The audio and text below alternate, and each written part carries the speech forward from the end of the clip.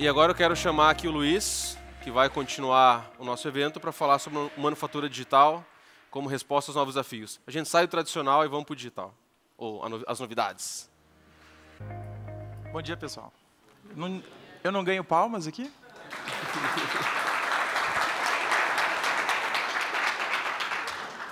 Bom, é um grande desafio a gente falar de manufatura digital, manufatura tradicional e tudo isso que a gente tem visto no dia a dia, né? Uma porque a gente está sendo bombardeado de tecnologias, como o meu colega Adriano citou. E aí o grande ponto que eu queria trazer para vocês é que, para nos ajudar a dar essas novas respostas aos novos desafios, eu vou contar com duas empresas aqui que, eventualmente, vocês já viram em algum momento. A primeira empresa, nós estamos falando da HP. E a segunda empresa, nós estamos falando da Markforged. Duas empresas aqui que, acredito que todos vocês conhecem, que são líderes nos seus segmentos. E a gente vai começar falando aqui da HP para manufatura de peças. Esse é um tema muito importante, porque nós estamos falando de um novo conceito de manufatura digital. Mas antes de a gente entrar nesse conceito aqui, eu vou chamar vocês para fazer um exercício comigo, que é o seguinte. Nós sabemos que o mundo mudou, as pessoas mudaram, o tipo de consumo hoje em dia mudou também. E quando a gente fala desses novos desafios, é porque eu quero vender para esse meu novo cliente. E quando a gente fala de vender para um novo cliente, eu estou falando, por exemplo, de vender uma máquina como essa. Uma máquina totalmente digital, uma máquina conectada, que quando eu compro ela, eu olho no meu celular, eu tenho os dados analíticos, eu tenho sensores. Mas, via de regra, para eu conseguir vender uma máquina dessa, ou para conseguir fabricar uma máquina dessa, eu tenho algumas particularidades que vocês devem conhecer aqui no dia a dia. A primeira delas é com relação a algumas peças complexas dessa máquina. O que nós estamos falando aqui é, para essa máquina executar as suas funções, nós temos, obviamente, algumas peças complexas, que muitas das vezes, né, são peças feitas por um processo de injeção ou um processo de extrusão, e que eu quero produzir só algumas dezenas ou centenas de peças. Isso é um problema, porque muitas vezes eu tenho que produzir uma necessidade específica, uma demanda específica, e eu não comporto esse processo dentro da minha empresa. E aí a gente começa a falar o seguinte, bom, eu vou subcontratar isso, eu vou fazer uma terceirização dessas minhas atividades. E aí eu dependo do prazo de entrega do fornecedor desse serviço. Muitos desses desafios aqui, hoje, eu vi muitas pessoas balançando a cabeça, inclusive quem está em casa está assistindo, entende que isso são desafios diários. E a gente pode começar a pensar o seguinte, vamos isolar uma parte de uma peça complexa dessa máquina, onde, eventualmente, é uma peça que atende a situação, um conjunto que atende a situação e que cumpre as funções da máquina. O ponto importante aqui é falar o seguinte, essa peça feita pelo método tradicional, mostrado anteriormente pelo Adriano, de usinagem e montagem, ela atende às condições de projeto, né? Ou seja, ela cumpre a sua função. Quero fazer uma pergunta para vocês agora. Quem nunca ouviu a frase, olha, o que eu tenho me atende? Ou quem muitas vezes disse isso também, né? Mas ela me atende, mas eu tenho que começar a pensar em outras coisas, que é o seguinte, o tempo de fabricação dessa peça. Se a gente começar a analisar daqui a um longo tempo, um período de tempo, esse tempo comporta o meu projeto? Não sei. A gente tem que pensar nisso. Outro ponto importante aqui é com relação ao custo por peça. Essa peça ela atende às condições de projeto, eu entrego a minha máquina, porém ela é uma peça que tem um alto valor agregado no meu projeto. E, de novo, com aquelas particularidades, isso não se torna viável para ninguém. Então, o ponto importante é pensar como é que eu melhoro, como é que nós fazemos a melhoria do que já está funcionando. E, de novo, nós estamos falando de melhorar aquilo que já me atende. A primeira coisa que nós vamos falar aqui é de um conceito que eu tenho o prazer de apresentar para vocês, que é o Design for Additive Manufacturing. Ou seja, nós vamos pensar na peça, no projeto da peça, ou eventualmente em montagens, em conjuntos, pensando que ela vai ser feita pelo processo de manufatura aditiva, ou como vocês conhecem, impressão 3D. E a primeira coisa que eu gostaria de trazer para vocês aqui é que, quando nós falamos disso, eu faço uma reavaliação daquilo que eu já estou fazendo. Vamos olhar essa máquina com cuidado aqui, entender quais as peças que eu posso melhorar e trazer isso para dentro de um processo de manufatura aditiva dentro da minha empresa.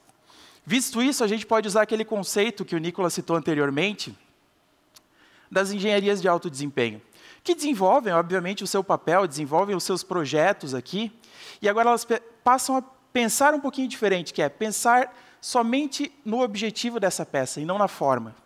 nós deixamos com que o software e o método de manufatura aditiva, eles nos deem as melhores formas para fabricar essa peça aqui. O ponto importante que nós estamos falando é que daquele conjunto de 7 ou 8 peças, uma engenharia fez um estudo e nós chegamos nesse resultado final. Notem que agora nós temos apenas uma peça. Um ponto importante aqui é que a peça ela continua fazendo as suas funções. E lembrando, nós estamos pensando somente no objetivo e não na forma, porque o método de impressão 3D ele permite que nós não tenhamos limites. E a partir disso, obviamente, quando eu estou falando de cumprir a função, é o deslocamento de ar dessa geometria aqui, dessa peça. E a gente está falando de fabricar não somente uma, mas centenas ou dezenas, que são as peças de produção que nós falamos. E aqui nós vamos explorar depois a tecnologia Multi-Jet Fusion, da HP, onde nós vamos falar dessa impressão de peças de produção em horas e não dias. Eu não preciso esperar mais o meu fornecedor, eu não preciso trabalhar com métodos tradicionais. Então, aqui é um ponto onde nós falamos em melhorar aquilo que me atende e, obviamente, pensar conforme a manufatura aditiva. O ponto importante que nós falamos aqui é que essas peças, elas são repetidas centenas ou dezenas de vezes. E, ao invés de imprimir uma peça por vez, a tecnologia Multi-Jet Fusion da HP permite que nós façamos essa impressão em lote ou conforme os volumes de produção. E, eventualmente, se eu quiser fazer algumas melhorias, fazer um mix dos pedidos que eu tenho das peças de produção. Notem que nós estamos falando dessas melhorias, mas, obviamente, a pergunta que vocês devem estar se fazendo, qual é o impacto financeiro disso dentro da minha empresa? Como nós falamos anteriormente, a gente precisa fazer um ROI. Não simplesmente colocar tecnologias na empresa. E aí nós começamos a trazer isso para números, comparando os dois processos, o processo tradicional e o processo de manufatura digital. Eu gostaria que vocês me acompanhassem nesse raciocínio, porque isso é o futuro, isso é a forma com que nós vamos alcançar os nossos concorrentes, que eventualmente são de fora, como vocês viram aqui os palestrantes anteriormente, e a gente começa a falar o seguinte, do custo por peça. Anteriormente, nós tínhamos um valor de R$ 98,00, ou quase R$ 100,00 por peça. Nós estamos falando agora de uma redução para aproximadamente R$ 12,00. Não só isso, mas estou falando do setup de produção e das melhorias que eu tenho com atuadores dessa máquina e com os conjuntos. E o ponto importante é que o peso dessa geometria ele também é alterado. Nós tínhamos o valor de 500 gramas por peça, e agora nós estamos falando de 42 gramas por peça. Então, esse é um ponto importante porque eu faço um reestudo da minha engenharia, eu repenso o meu projeto e entrego aquilo que o meu cliente quer hoje, aquilo que o meu cliente fala. E não só isso, mas o tempo de fabricação. Lembrem-se que nós não estamos falando mais de depender de um terceiro, estou fazendo isso na minha casa, ou seja, eu tenho o controle do meu processo. E aqui um ponto importante é que nós estamos falando de 3 dias esperando o lead time do meu cliente, esperando todas as particularidades dele, e nós estamos reduzindo isso para 15 horas. Então, é um processo que, de certa forma, pensar diferente é o caminho. E se a empresa de vocês hoje quer se inserir nessa forma de pensar diferente, a HP é a melhor resposta para esses novos desafios. Continuando aqui esse conceito de manufatura digital como resposta aos novos desafios, eu gostaria de trazer outro desafio para vocês, que vai ser respondido pela Markforged, que é o suporte à produção. Nós falamos de desenvolvimento de produto, e nós estamos falando agora de suportar uma manufatura, suportar uma produção. Porque isso também é um desafio, e a gente começa a falar de várias disciplinas envolvidas. Uma delas é eu criar guias de fixação, peças para serem inspecionadas, gabaritos de montagem. Acredito que todos vocês, em algum momento, já suportaram uma produção fazendo isso. E o ponto importante é que nós podemos aplicar a Markforged como suporte à produção quando nós estamos falando aqui, por exemplo, de dispositivos de inspeção, onde nós temos uma alta precisão da geometria e que isso aqui tem que ser feito em tempo recorde. Nós estamos falando de uma peça aqui da GE Aviation. Todo mundo sabe aqui que um avião parado não é nem um pouco interessante para qualquer um. É um prejuízo financeiro muito alto. Além disso, nós estamos falando de substituir as peças de manutenção que eventualmente eram feitas em métodos tradicionais que nós podemos fazer através de uma impressora 3D. E não só isso, mas quando eu falo de projetos especiais, como garras de robôs, onde nós temos 2 particularidades muito fortes aqui. Nós estamos falando da repetibilidade. Essa peça ela tem tarefas a serem executadas em determinado nível de tempo. e, obviamente, as resistências mecânicas envolvidas.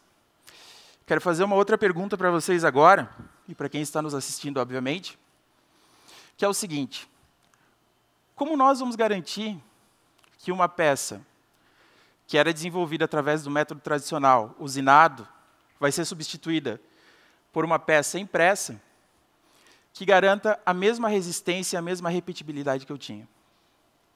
A pergunta é muito simples de ser respondida, e nós começamos a falar aqui, novamente, do Design for Additive Manufacturing. Ou seja, nós estamos pensando numa peça, pensando num projeto que vai suportar uma produção, e ele vai ser feito através do método de manufatura aditiva. E aqui comecem a ver comigo o seguinte: nós temos o projeto da garra, eventualmente desenvolvido no SolidWorks, e agora nós vamos pensar o seguinte: conforme as resistências que eu preciso nessa peça, eu vou fazer o reforço na geometria. E esse reforço ele vem a partir de fibras contínuas, e nós estamos falando de fibra de carbono, fibra de vidro, ou até mesmo um Kevlar. O ponto importante aqui é que eu estou pensando na peça conforme a sua função, o seu objetivo, e não na forma com que ela vai ser feita. E notem que, a partir daqui, nós temos uma resistência mecânica alta e uma repetibilidade de processo também alta, porque eu reforcei a minha peça e garanti com que o objetivo dela seja cumprido e não me preocupei com a forma. Não só isso aqui, mas eu queria trazer para vocês o seguinte: vamos fazer uma dinâmica dessa peça aqui. Como eu falei para vocês, essa peça foi feita com material ônix, que é um material que é mais resistente que o alumínio, e foi reforçada com fibras contínuas, conforme a minha necessidade.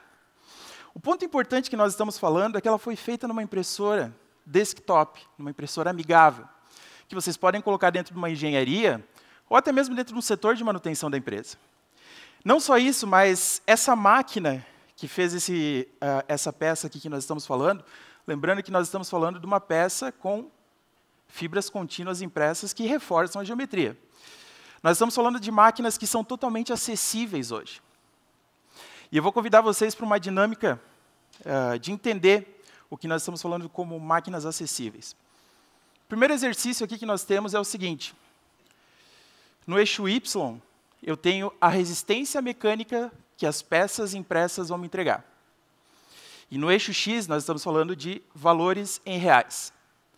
O primeiro ponto importante é que, se a minha aplicação ela exige plásticos e materiais compostos, que são as fibras que nós falamos, eu tenho um range de impressoras aqui, onde nós começamos em R$50 mil e vamos até R$120 mil.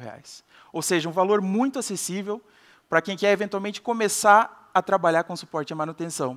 E essa peça, a suporte à produção. E essa peça que nós estamos falando que foi impressa com fibras contínuas, nós estamos falando desse modelo Onyx One que imprimiu a peça. Ou seja, uma impressora de entrada, entregando peças e dando suporte à produção de forma nunca vista antes. Não só isso, mas se a minha aplicação ela exige, de novo, plásticos e compósitos, mas nós estamos falando de altas velocidades de impressão, e aí eu posso partir para o conceito de peças de produção, nós estamos falando de outro range de impressoras que atende essa necessidade. Mas não só isso, se a minha aplicação eventualmente mudou e eu quero fazer impressão de metal, nós temos uma impressora aqui de metal que atende totalmente essas necessidades e dá suporte à produção, ou com velocidades de produção de volumes que nós temos aqui. Então, novamente, nós temos aqui a Markforged como suporte à produção, e se a empresa de vocês tem esses desafios diários e quer ser mais produtiva, quer ser mais rápida, essa é a melhor resposta para isso. E com isso, pessoal, eu queria dizer para vocês, se a gente quer cumprir esses novos desafios, e obviamente não dar respostas velhas. O mundo mudou, ele vai mudar constantemente. Esse assunto que nós estamos falando aqui, ele vai se repetir diariamente, constantemente na vida de vocês. E essas hoje são as melhores respostas que nós temos para a manufatura de peças com HP e a Markforged para o suporte à produção. Bom, falando do nosso tema aqui, a manufatura digital como resposta aos novos desafios, eu gostaria de trazer aqui dois convidados muito importantes de duas empresas que fazem parte do dia a dia de todo mundo aqui. A primeira é a Flex. Então, eu gostaria de chamar o meu colega Daniel. Por favor, Daniel, se junte a nós aqui.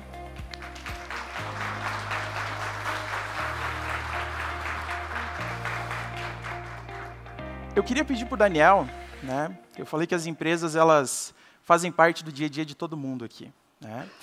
Queria que o Daniel explicasse para nós, Daniel, o que é a Flex, qual é o mercado de atuação dela e, obviamente, aonde tu está inserido dentro desse mercado. Tá bom. Fica à vontade. Bom dia, pessoal. Vou falar um pouquinho da Flex. O que é a Flex? A Flex, ela está... Certo. A Flex, ela não é uma empresa muito conhecida comercialmente pelo seu nome, mas ela, como o Luiz falou, ela está inserida no dia a dia de todo mundo. A gente tem muitos produtos. A Flex, ela é uma empresa basicamente trabalha com produtos eletrônicos, tá? É uma empresa multinacional. A gente está presente em mais de 30 países, tem mais de 200 mil colaboradores. A gente tem plantas com sede na Califórnia, nos Estados Unidos, mas a gente trabalha com uma gama gigantesca de produtos, basicamente produtos eletrônicos, mas também alguns produtos acessórios com isso. Eu vou mostrar aqui para vocês um pouquinho, eu só vou passar para o próximo para mostrar aqui os mercados que a Flex está inserido. Tá? A Flex ela trabalha desde produtos de healthcare, automotivos, mobile. Onde a gente tem um produto eletrônico, a Flex tem uma presença dentro disso. Então, a Flex ela é uma manufatura de produtos eletrônicos que também trabalha com serviços, com tudo que está agregado em volta desse ecossistema.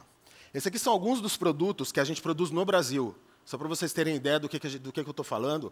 Então, a gente produz muito produto de telecom, produtos de consumo, etc. E aqui eu vou falar um pouquinho do nosso ecossistema no Brasil, como é que a gente está trabalhando. São 3 plantas.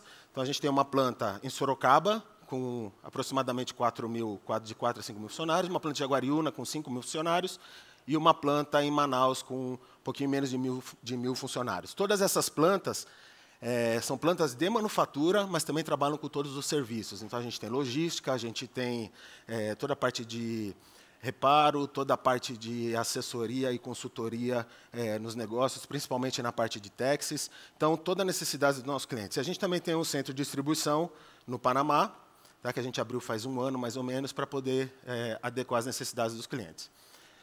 Qual que é o grande ponto aqui?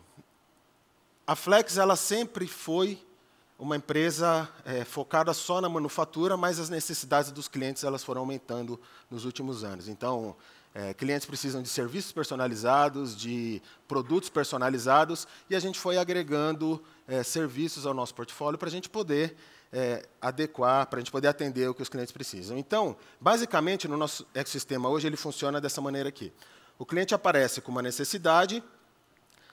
A gente tem um centro de desenvolvimento, que é o Instituto de Tecnologia, Flextronics Institute of Technology, onde a gente faz todo o desenvolvimento de produto, processo, homologação, teste e qualificação para os clientes. E aí a gente passa para a produção em si, onde a gente faz toda a manufatura, e depois toda a pós-venda, que é a parte de logística reversa, sustentabilidade. A Flex tem um footprint muito forte em sustentabilidade, tá? Então a gente tem um centro de sustentabilidade que chama Syntronics, muito evoluído.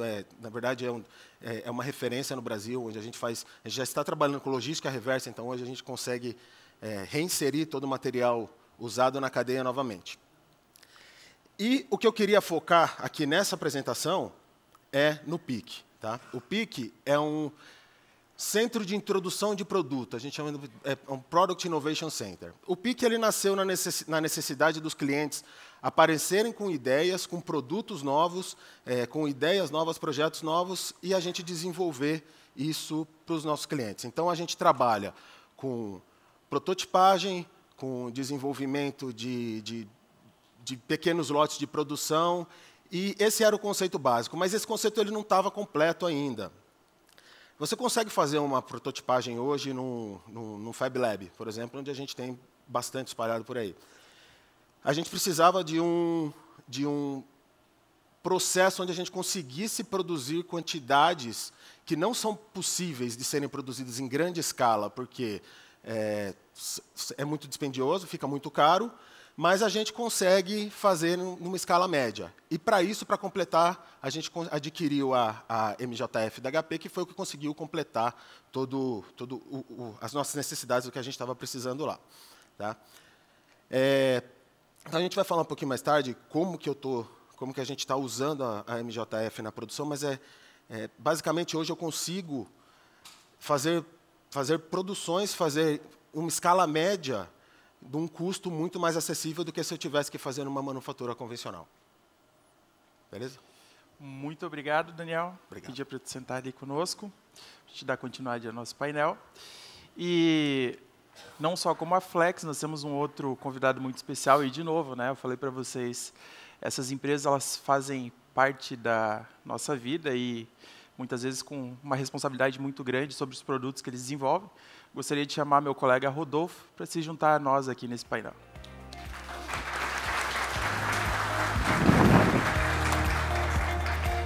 Bom, senhoras e senhores, a gente está falando aqui com o Rodolfo, da GE Aviation. Né?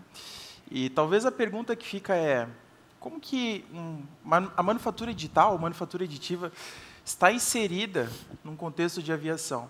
Queria que tu explicasse para nós, Rodolfo, como é que isso funciona, como é que a GE está inserida nisso, e a tua função, obviamente, junto disso aí. Claro. Obrigado, tá? Bom, pessoal, meu nome é Rodolfo Pereira, sou engenheiro na GE. A GE Selma é a maior empresa de revisão de motores aeronáuticos da América Latina. Então, é um serviço que a gente tem muita responsabilidade. Né? A cada 2 segundos decola um avião com motor GE. Então, a gente tem muita responsabilidade das vidas, sonhos, de levar as pessoas e trazê-las de volta para casa em segurança. Vou falar um pouquinho aqui da empresa, né? Onde a GE Selma fica situada. A GE Selma fica situada em Petrópolis, como eu disse, no Rio de Janeiro, lá na Serra de Petrópolis. Temos a planta de reparo e revisão, que é essa grande planta aqui, a planta principal, e temos os 2 bancos de provas, né? Um fica no Rio de Janeiro, perto do aeroporto, e a outra fica em Três Rios. Né? A Três Rios foi recém-inaugurada, uma obra de 21 milhões de dólares, uma obra faraônica. Temos o maior e mais moderno banco de provas do mundo, aqui no Brasil. E o terceiro, esse aqui, é o 14 bis, que é a planta onde a gente faz a montagem de motores novos. As peças novas chegam para a gente faz a montagem do motor. Aqui a gente faz a manutenção e revisão do motor. Aqui a gente faz a montagem de pequenos motores. Contando um pouquinho dos dados que a gente tem sobre a GE Selma, nós somos a top 4 empresa exportadora de serviços no Brasil. Temos mais de 30 clientes espalhados pelo globo. Conseguimos fazer mais de 500 revisões de motores por ano. Isso dá mais de uma revisão de motor por dia. Em nossa história, a gente tem mais de 9 mil motores revisados já. Trabalhamos com um pouco mais de 1.650 funcionários e nossa receita no ano passado foi mais de 2 bilhões de dólares. Deixei esse mapa aqui para mostrar para vocês como está espalhado os nossos clientes. Tá? 95% dos nossos clientes são externos. Então, muito da crise que afetou o Brasil, a gente não foi afetado muito devido a esse panorama que a gente tem. Praticamente todos os nossos clientes são externos. E o que faz o cara, aqui do outro lado do mundo, mandar o motor lá para Petrópolis, no alto da serra? Não sei se vocês já tiveram a oportunidade de visitar Petrópolis. A estrada não é muito boa, muita curva, faz um frio danado. O que faz o cara tirar o motor lá do outro lado do mundo e mandar lá para a Selma? Coloquei esse também, para vocês também verem o tamanho do nosso problema. A gente não está falando de uma caixa de papelão que entra no carro, é bem grande. É muitos componentes, muita coisa para desmontar. Então, o que faz o cliente levar essa necessidade lá para Petrópolis? Sendo que temos várias oficinas da GE espalhadas pelo mundo. É os nossos 3 pilares, é o custo, qualidade e o prazo. Mesmo praticamente todos vocês têm a competição do mercado chinês, a gente tem essa dificuldade também, a gente tem oficinas lá no mercado asiático também, mas a gente consegue entregar o motor com qualidade, com custo baixo e num prazo excelente. Tá? E aonde que entra a manufatura aditiva? Só para dar uma pequena introdução. São as soluções e respostas rápidas que a gente dá para a oficina. Né? Hoje eu não preciso mais esperar 3 meses, 2 meses, para uma ferramenta para fazer um reparo de um motor desse, alguma peça dessa. Eu não preciso ficar esperando. Eu tenho essa resposta para a oficina imediata. Em 2, 3 dias eu tenho uma resposta para a oficina. Então, se eu quero me manter competitivo no mercado ganancioso e agressivo, principalmente contra o chinês, eu não posso mais demorar o tempo que eu demorava antes. Tá? Senão o mercado chinês vai engolir a gente com toda certeza. Então, essa é mais ou menos só para introduzir o que a gente faz lá em cima, lá na Serra de Petrópolis. A gente bate um pouco mais de papo ali com o meu amigo ali. Muito obrigado, Rodolfo, por sente-se ali conosco. Bom, queria abrir para vocês aqui, né, que estão na plateia e quem estiver nos assistindo, que esse é um painel dinâmico, né, e nós gostaríamos que, assim como as outras dinâmicas, vocês enviassem para nós as perguntas para os nossos palestrantes. Mas a primeira coisa que eu acho importante é que nós já entendemos aonde essas duas empresas estão inseridas. E eu gostaria de pedir para o Daniel começar aqui introduzindo para nós quais são as aplicações principais que a Flex utiliza a manufatura aditiva. Hoje a gente está usando a manufatura aditiva basicamente em dois setores. O primeiro é o setor de suporte à produção, que foi um pouco que você falou anteriormente, onde a gente usa mais praticamente a primeira aplicação que a gente começou a fazer, era mais rápida, era muito mais fácil a gente fazer isso, e a gente também está trabalhando com produtos novos desenvolvidos no PIC. Então, são produtos que... A gente tem um slide aqui, né? São produtos onde os clientes aparecem com ideias, eles aparecem com alguns projetos, onde não é possível você trabalhar, por exemplo, com um molde, com uma manufatura tradicional, primeiro pelo custo, segundo pela complexidade do projeto. Então, a gente está trabalhando com esse tipo de desenvolvimento com a manufatura aditiva hoje. E só é possível por conta disso. Tá? Então, aqui a gente consegue ver, ilustrar mais ou menos o que eu estou falando, mas isso é onde a gente está aplicando hoje a manufatura aditiva na Flex. Bom, para o Rodolfo é a mesma coisa, né? Onde é que a gente aplica isso dentro da GE e, de certa forma, os benefícios que vocês têm isso em aplicar na oficina, né? Eu acho que tu explanou um pouco ali, mas o ponto importante aqui é citar alguns pontos. Eu acho que até tem uma coisa aqui que o Daniel aqui a gente tem alguns falar, exemplos, né? Também, que eu gostaria de mostrar. Esse é o tipo de tooling, a gente chama de ferramental, onde a gente desenvolve lá dentro mesmo. E a grande diferença aqui a gente tem uma necessidade, a fábrica tem uma necessidade, ela aparece com o projeto para a área de engenharia industrial, e o processo normal é chamar um supplier, um fornecedor que trabalhe com isso, ele faz o desenho, ele vai para a fábrica dele, ele usina, ele volta, a gente faz o teste, depois tem que fazer alguma alteração, alguma mudança, vai de novo, leva muito tempo para fazer isso. Hoje, com a manufatura, com as impressoras que a gente tem dentro da própria fábrica, com a qualidade que a gente precisa, o grande problema anteriormente é que a gente não tinha qualidade nem escala. Então, com as novas impressoras, a gente tem qualidade e escala. A gente consegue fazer isso em horas. Então, preciso fazer algumas alterações, preciso fazer alguma melhoria na linha, a gente consegue fazer isso em horas, porque o pessoal está sempre muito ligado. Aqui a gente tem um outro exemplo, né, de uma ferramenta que é usada para isso.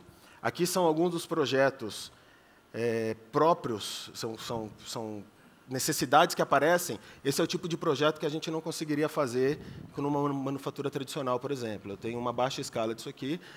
É uma ideia que apareceu dentro de um dos nossos desafios de inovação.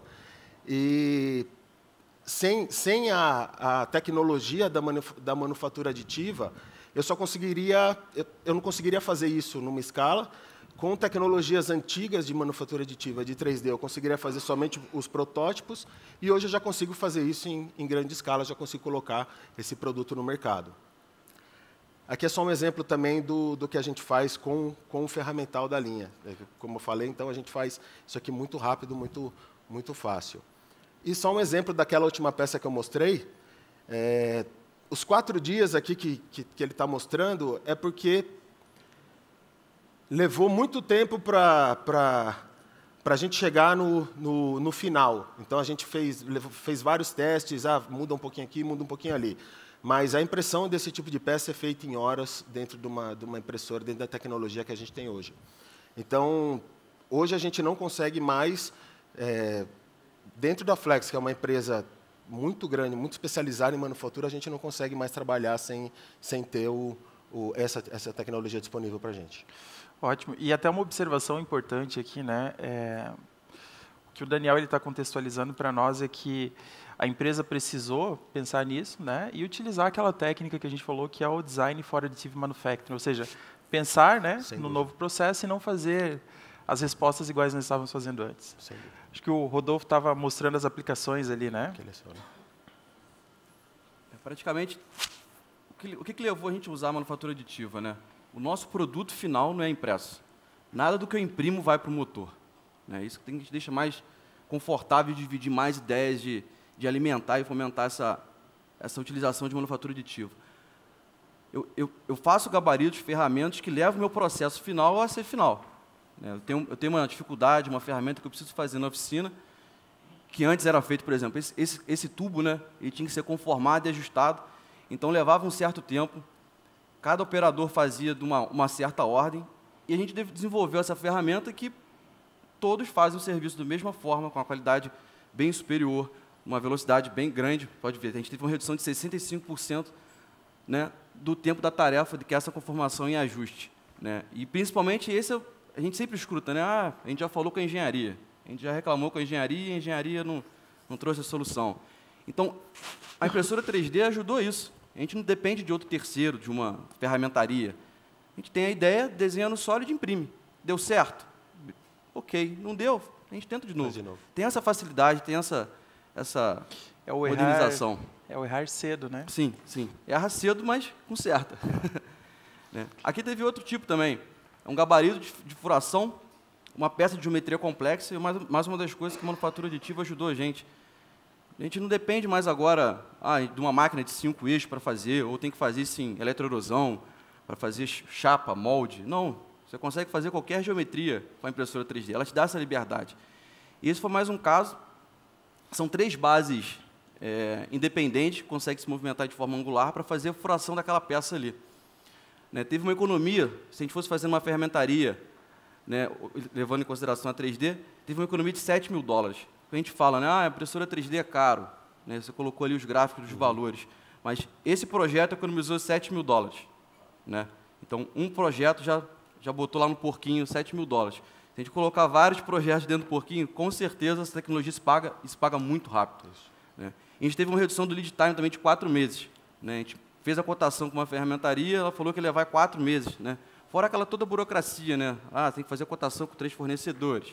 Revisão de projeto. Revisão do projeto, você tem que esperar o material chegar. Então, você tem em casa o equipamento, é só imprimir, né, para essa necessidade. E um ponto importante aqui, nós falamos anteriormente, né? Um motor, um reparo do motor, né? O avião, quando ele fica parado, as companhias estão perdendo dinheiro. Né? E eu acho que essa é a resposta mais clara da pergunta que tu fez no início ali. Por que uma empresa traz o motor, né? Não é só colocar numa caixinha de papelão, nós temos um negócio enorme, né? Por que ela traz isso para vocês hoje? Eu acho que isso justifica muito, é o tempo de resposta que vocês dão. Né? Eu tenho só mais um exemplo também, porque é uma forma que a gente usou bem diferente. Né? Até uma ferramenta de eletroerosão. O operador ele trouxe essa necessidade de fazer uma furação no aerofólio desse, e, mais uma vez, a peça ia ficar parada dias esperando uma solução. Então, a gente teve uma economia, mais $1.000 no porquinho, e uma redução de 25 dias da ferramenta ficar pronta para 22 horas. Então, o cara trouxe a necessidade no primeiro turno, no dia seguinte ele já estava testando o gabarito. Então, não tem resposta melhor para os desafios e os problemas que a gente tem para a oficina todo dia. Né? E acabar com esse mito que a engenharia demora a responder, ou que... Entende? A gente tem essas verdades que a gente está no chão de fábrica e a gente escuta. A gente já falou que a engenharia não trouxe, mas muito não depende só da gente. O processo nosso fabril, né, de todas as empresas, é burocrático. Você tem que fazer cotações, tem que pesquisar, não é tão fácil. E a impressora 3D tornou isso mais fácil. Hoje eu imprimo. Funcionou, atendeu a necessidade do cara, que é meu cliente, minha oficina, resolvido. Ótimo. Muito bacana. Eu queria fazer uma pergunta para os dois aqui. Acabou de chegar, o Fábio, DDD11. Né? E a pergunta dele, ele direcionou aqui para os dois, é como que a manufatura aditiva, com essas peças que vocês fazem hoje, como que ela se encaixa em normativas? Né? A gente tem normas de mercado, obviamente, legislações, etc. Inclusive, como vocês fornecem para diferentes geografias, diferentes países, a norma é mais específica e mais diferente da do Brasil, né? Como é que vocês encaixam esse contexto de manufatura aditiva dentro dessa visão global que vocês têm? Você quer falar? A norma brasileira ainda está sendo escrita, né? A NBR. Eu faço parte também da comissão brasileira que está escrevendo essa norma, junto com outros colegas. Hoje, a única restrição que a gente tem é a parte alimentícia, né? Alguns materiais que não podem ser impressos, que vão ter contato com alimentos. Mas, para a indústria, ainda está engatinhando, um pouco devagar ainda, né? A única coisa que eu, lá na GE, tenho que garantir, com todos os gabaritos, são as inspeções de laboratório, para saber se todas as cotas estão dentro dos limites, se o meu resultado está sendo repetitivo. Então, esse é o único parâmetro que a gente usa hoje. Okay. No caso da Flex, a gente está usando, como eu falei, a área de manufatura aditiva para desenvolver produtos novos, projetos novos para quem traz essa necessidade, né? Então, são produtos novos que precisam passar pelo processo de homologação de um produto novo de qualquer maneira. Então, é natural, ele já está dentro disso. E, sem contar que, como eu falei, o FIT, que é a área que está o nosso PIT junto, é a área onde está a parte de manufatura aditiva, é um centro homologado de qualificação, de homologação também acreditado pelos órgãos. Então, a gente acaba fazendo tudo dentro de casa mesmo. Normatizado. Bacana. A gente recebeu mais uma aqui, e essa eu acho que ela é bem legal, né? Ela foi direcionada para o Daniel, que é do André Costa, ele é de BH, tá? E o que ele está perguntando aqui é o seguinte: ele tem uma FDM e uma SLS, né? Duas tecnologias, para quem não conhece, são duas tecnologias também de impressão 3D, né? Mas que são diferentes do que as duas empresas utilizam, tá? Eles conseguiram entrar somente em protótipos. Então, hoje, essa empresa ela só executa protótipos, né? Eles querem, obviamente, começar a produzir em escala. Eles têm a máquina já há aproximadamente 5 anos e ele está direcionando para ti perguntando, com a tua experiência em manufatura aditiva e pela velocidade e volatilidade do mercado de vocês, de eletrônicos, né? Qual é a melhor estratégia que a Flex adotou para fazer com que a manufatura aditiva estivesse inserida dentro disso? A gente já está trabalhando com a manufatura aditiva, com a parte de prototipagem já há algum tempo com essas outras tecnologias. Então, a gente já tem isso há algum tempo lá, trabalhando especificamente com prototipagem. É o caso dele. Quando a Flex resolveu que a gente precisa fomentar o mercado com uma tecnologia que consiga dar escala para a gente, para a produção em si, foi quando a gente fez a nossa parceria com a HP, que já é um parceiro nosso há 18 anos, a HP e a Flex, e a gente trouxe a primeira MJF da América Latina, a gente trouxe para a Flex. Isso foi em maio, em abril ou em maio, se eu não me engano. Então, a gente está trabalhando com o HP, com a SK, desde essa parte, mas assim, a gente só conseguiu passar da barreira da prototipagem a partir do momento que a gente tem essa tecnologia disponível. Senão, com as tecnologias atuais, a gente só conseguiria continuar trabalhando com prototipagem. Sim. Então, em resumo, assim, né, FDM, SLS, elas não são feitas para a manufatura aditiva, né? Do jeito que é hoje, não. Tá, ótimo. Teve outra aqui para o Rodolfo, essa veio do Rodrigo Soares, de Manaus, tá? Eles têm empresas que também fazem turbina. Ele trabalha numa empresa onde ele faz turbina e geradores, né? Ele é líder de manutenção, porém a diretoria dele não vê ganhos em trocar os processos de usinagem, né? E ele entende aqui que a GE é uma empresa multinacional. E como é que vocês fizeram esse convencimento aqui no Brasil? Porque nós entendemos que tem um cenário, né, econômico e político muito forte aqui. E como é que nós fazemos esse convencimento? Como é que tu usou a tua estratégia? Qual foi para convencer a manufatura aditiva dentro da GE? Tá, foi tudo base de business case, né? A gente fez muita análise para saber se valia a pena ou não investir num equipamento desse, né? E principalmente para ele que é de manutenção, um dos casos que a gente usa mais lá também, né? Todo o campo fabril, né? Todo o nosso parque industrial, nem todas as máquinas são novas. A gente tem bastante máquina antiga ainda. E o que a gente faz quando essa máquina quebra? Para conseguir aquelas peças que a gente não consegue achar no mercado com facilidade. A gente imprime outra. Então, a gente tem substituído bastante peças do nosso parque industrial. Quando quebram, tem dificuldade de encontrar no mercado com engenharia reversa. Então, Então, a gente faz o projeto, ou escaneia a peça, né, e imprime. Então, esse foi um dos maiores convencimentos que a gente conseguiu. A máquina não fica parada, eu não fico gastando tempo e dinheiro caçando onde tem essa peça de 30, 20 anos atrás. Então, eu tenho uma solução para até esses tipos de problema em casa. Então, esse foi uma das coisas mais fáceis para convencer. Só adicionando, dentro do business case que vai ser feito, precisa ser considerado tudo isso. Você não pode simplesmente considerar preço de peça. São coisas completamente diferentes. Se você considera preço de peça tradicional e manufatura aditiva, você nunca vai ser convencido. Vai demorar a encher um pouquinho. Você precisa considerar todo o benefício que isso traz, como ele acabou de mencionar aqui. Bacana. Bom, e aí a gente entende que isso parte, né, a gente está falando de business cases, ROI e provar investimento. E eu acho que é importante aí, começando pelo Daniel, da Flex, explicar como é que esses times de melhorias contínuas funcionam dentro da Flex, até para inspirar quem está nos assistindo, quem está aqui na plateia, né, como que vocês fizeram isso e fizeram com que esse contexto de manufatura aditiva fosse parte da Flex, identidade de vocês. Na verdade, a Flex ela tem uma cultura de Lean Manufacturing, Kaizen, muito já plantada, muito enraizada dentro.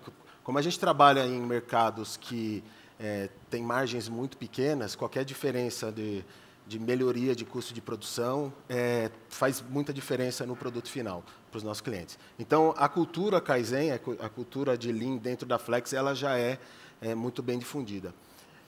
O que a gente fez foi trazer todo esse pessoal responsável por isso, os responsáveis pela área de Lean Manufacturing e Kaizen e todas as engenharias, para dentro do pensamento de manufatura aditiva também.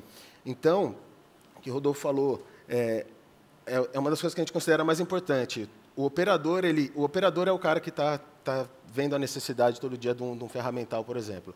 Então, ele levanta a mão, ele tem uma ideia, a gente, com a manufatura aditiva, a gente já consegue fazer na hora, colocar ali e, se não funcionar, faz de novo, faz de outro jeito. O que a gente não consegue, antigamente, sem isso, você precisa conseguir 3 cotações, abrir pedido, etc., etc. Rápida, né? E você acaba desencorajando novas ideias. Então, o operador, o engenheiro, ele tem uma ideia para você melhorar a produtividade. E a ideia dele não sai do papel, ele acaba não tendo a segunda ideia. Ele tem, mas ele não se expressa. Então, trazendo todo o conceito da manufatura aditiva, colocando dentro do nosso conceito de Kaizen, foi quando a gente conseguiu alavancar toda a parte de melhoria na efetividade do processo. Ótimo, bacana. Rodolfo, acho que para ti também explicar esses times que vocês têm, né? Estava me falando sobre o AWO. Eu acho que tem bastante coisa a acrescentar aqui para quem está nos assistindo. A gente começou com manufatura aditiva em 2015. Né? Quando as máquinas chegaram lá na GE, a gente colocou elas no segundo andar, no mezanino, perto da engenharia, e o número de projetos em 2015 não foi bom. Foi bem baixo do esperado. E realmente a gente sentava e falava assim, tá, o que a gente vai fazer com essas máquinas agora? O que eu vou imprimir? Porque a gente ficava pensando muito no produto final, sabe? Final. Vou imprimir alguma coisa para o motor, que vai para o cliente. Só que depois que a gente teve a virada de chave, uma das coisas que a gente fez, eu tirei as máquinas da engenharia e coloquei elas no chão de fábrica, naquela unidade ali. Então, todo mundo tem acesso às máquinas, todos os operadores, curiosos, dá ideia boa, ruim, mas dão ideias. Então, esse foi uma grande virada de chave. Todo mundo faz parte do processo.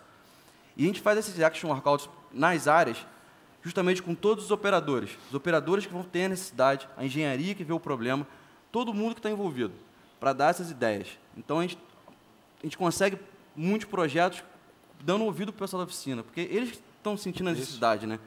Então, só para vocês terem uma ideia, envolvendo Kaizen, envolvendo manufatura aditiva, em 2018 e 2019, teve 150 projetos de Kaizen. Ideias essas que eu tenho quase certeza que não seriam levadas para frente se não tivesse uma resposta tão rápida que a manufatura aditiva trouxe para a gente, né? Se fosse depender de uma ferramentaria ou de algo mais externo. Então, esse foi o grande avanço da engenharia junto com a oficina. Mostrar que eles são parte do problema também, da solução, e dar essa voz para eles, de tentar. Dar a ideia, a gente imprime. Se não funcionou, a gente tenta de novo, até dar certo. E esse tipo de benefício também tem que ser considerado dentro da análise de viabilidade. A grandeza disso, né, que é as pessoas participarem do processo colaborativo. Bom, a gente está com um tempo curto, né? A gente poderia ficar o dia inteiro falando aqui sobre manufatura aditiva e a empresa de vocês. Mas, para a gente finalizar aqui esse painel, né, eu queria pedir para vocês deixar uma mensagem hoje, e obviamente que é a missão, a visão da empresa de vocês. Né? Deixar uma mensagem para quem está pensando nisso, o que tem que ser feito. Né? Como eu falei lá no começo, assim, eu não consigo ver mais uma empresa de manufatura como a Flex, por exemplo, trabalhando sem a digitalização de seus processos. Então, a gente não consegue ter mais... É um caminho sem volta a digitalização de tudo. Os clientes, os consumidores, eles querem produtos cada vez mais personalizados. Isso requer uma complexidade maior de produção em uma escala bem menor. Talvez até numa escala unitária. E você não consegue fazer isso com os processos tradicionais de manufatura. Então, na minha visão, é muito natural que quase toda a manufatura vai ser digitalizada no futuro. E a gente está trabalhando com isso já nessa mudança de mentalidade para que a gente possa sair na frente um pouco para os nossos clientes. Então, esse é o jeito que eu enxergo. E a mensagem é: quem não começou ainda está atrasado. Né? Com certeza. Com certeza. Esse é o presente. Rodolfo. A mensagem que eu deixo é uma frase que eu sempre gosto de dizer, o pessoal até brinca: nós estamos imprimindo o futuro da aviação. Então, a grande vantagem que a gente teve, essa mudança, né, de não sair atrás, foi quando a gente se perguntou, né? Hoje a gente se pergunta, para que eu vou investir nisso, para que eu vou investir? Então, quando a gente mudou a pergunta, por que não investir, acho que a gente teve essa virada de chave. Né? A gente não vai sair, como vocês disseram, tem N itens da indústria 4.0, a gente está sendo bombardeado de informação, mas a gente tem que fazer um business case, sim, né? Colocar isso na ponta do lápis e ver o retorno que isso dá para a gente. Sabe? É um investimento alto, mas o retorno é muito significante para os nossos processos. Teve processos que a gente substituiu lá que economizou de 4 horas para 10 minutos. É isso aí. E multiplicado pelo número de motores que a gente faz por ano, então o ganho é muito expressivo. Então, eu deixo essa mensagem, essa frase que eu sempre gosto de dizer, que nós estamos exprimindo o futuro da aviação. E foi justamente isso, quando a gente entendeu que não precisa ser o seu produto final impresso, mas o que leva o seu produto a ser final. Então, acho que quando a gente teve essa virada de chave, a gente abriu um leque enorme na empresa e o uso da impressora 3D se tornou diário e necessário. Ótimo. Bom, eu vou agradecer a presença dos dois aqui. A gente vai dar continuidade. Obrigado. Pessoal, uma salva de palmas. Obrigado.